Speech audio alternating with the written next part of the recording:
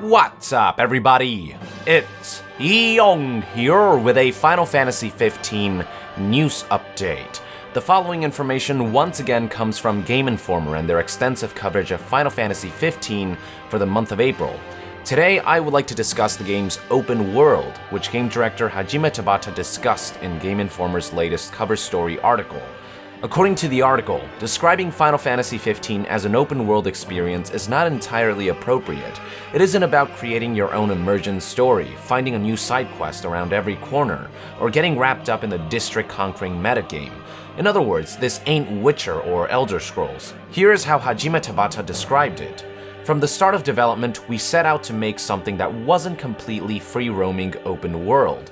The technology is definitely built on an open world, but the way we approach this freedom aspect is to not have freedom come first and then us implement the quests. Rather, we have the story first, then we create as much freedom as we can within that story. From the sound of it, Final Fantasy will feature what I like to call a linear open world, and this is what Final Fantasy has always been like if you think about it. The narrative takes you on a strict path, but as you tread along this path, you will find vast worlds, landscapes, and cities to explore, people to meet, activities to partake in, and various other freedoms along the way. This is different from games like Bethesda's Elder Scrolls or Fallout, in which there really isn't a set path that players absolutely have to follow from the get-go.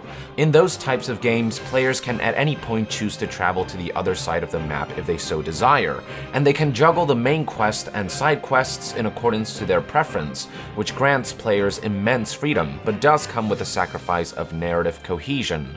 Final Fantasy XV, on the other hand, wants to maintain a narrative-driven experience that fans of the series might expect, so there will be very specific checkpoints that players must reach before unlocking other parts of the world. You can't just go wherever you want willy-nilly right off the bat. Again, this is classic Final Fantasy. Another game that has a similar structure is the Legend of Zelda series. If you think about it, most of the games in this series are quite linear, with many areas inaccessible until certain dungeons are completed or until certain items are obtained, but the illusion of freedom is still there thanks to the openness, vastness, and richness of the world that players get to experience as they traverse the linear path. It's a very similar concept with Final Fantasy XV, except narrative takes an even bigger spotlight, as this is a Final Fantasy game after all. Now, Tabata is well aware of the poor reception that Final Fantasy XIII received due to its far more linear nature, so don't expect the word linear to equate to 13's hallway-like levels.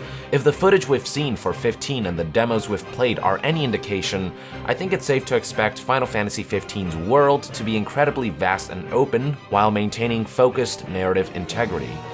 I'm personally really excited about this linear open world structure.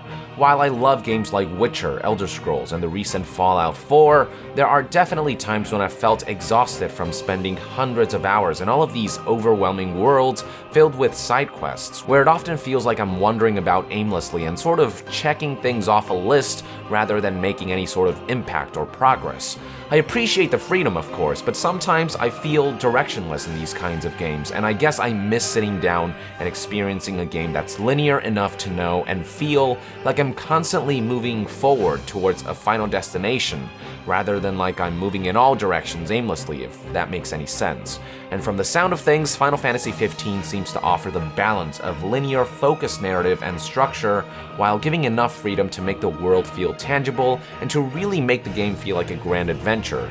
Sometimes a bit of linearity isn't a bad thing if you ask me.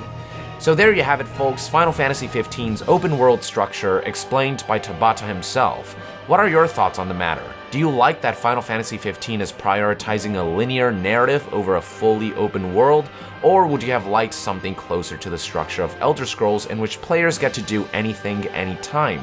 Let us know in the comments below, and to be further updated on Final Fantasy XV, stay tuned right here on Young Yeah. I'll see you guys next time. Young out!